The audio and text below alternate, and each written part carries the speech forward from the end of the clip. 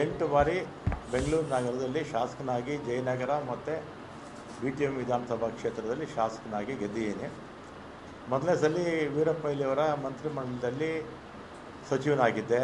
ಆಮೇಲೆ SM ಕೃಷ್ಣ ಅವರ ಕಾಲದಲ್ಲೂ ಸಚಿವನಾಗಿದ್ದೆ. ಧರ್ಮಸಿಂಗ್ ಅವರ ಕಾಲದಲ್ಲೂ ಸಚಿವನಾಗಿದ್ದೆ. ಸಿದ್ದರಾಮಯ್ಯನವರ ಎರಡೂ ಅವಧಿಯಲ್ಲಿ ಸಚಿವನಾಗಿದ್ದೆ.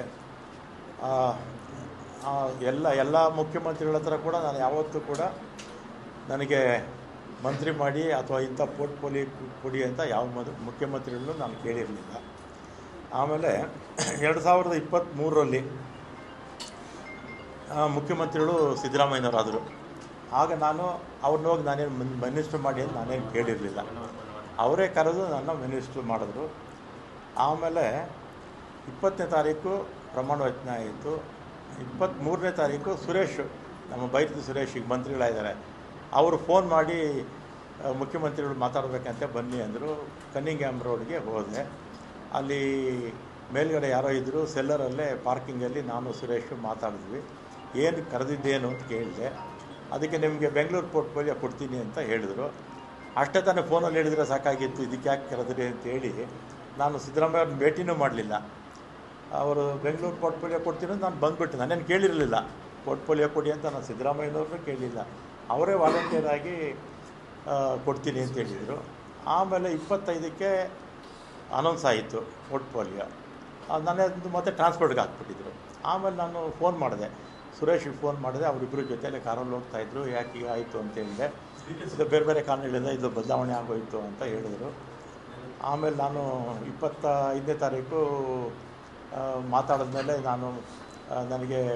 ನಾನೇನು ಕೇಳಿರಲಿಲ್ಲ, ಏನು ಇಂಥ ಇಲಾಖೆ ಬೇಕು ಅಂತ ನಾನು ಕೇಳಿರಲಿಲ್ಲ.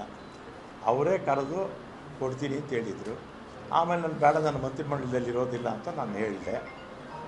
ಆಮೇಲೆ ನಮ್ಮ ಈಗಿನ ಮುಖ್ಯಮಂತ್ರಿಗಳು ಯಾರು, ನಮ್ಮ ಶಿವಕುಮಾರ್ ಅವರು ಮತ್ತು ಅವರ ಸಹೋದರ DK ಸುರೇಶು, ಇವರೆಲ್ಲ ನಮ್ಮ ಮನೆಗೆ ಬಂದು 2.5 ವರ್ಷ ಆದಮೇಲೆ ನಾನೇ ಚೀಫ್ ಮಿನಿಸ್ಟರ್ ಆಗ್ತೀನಿ, ಆಗ ನಿನಗೆ ಈ ಪೋರ್ಟ್ಫೋಲಿಯೋ ಬಿಟ್ಕೊಡ್ತೀನಪ್ಪ ಅಂತ. ನಾನು ಸಾಯಂಕಾಲ 4 ಗಂಟೆವರೆಗೂ ಇದ್ದರು ನಮ್ಮ ಮನೇಲಿ, ಅಲ್ವೇನಪ್ಪ?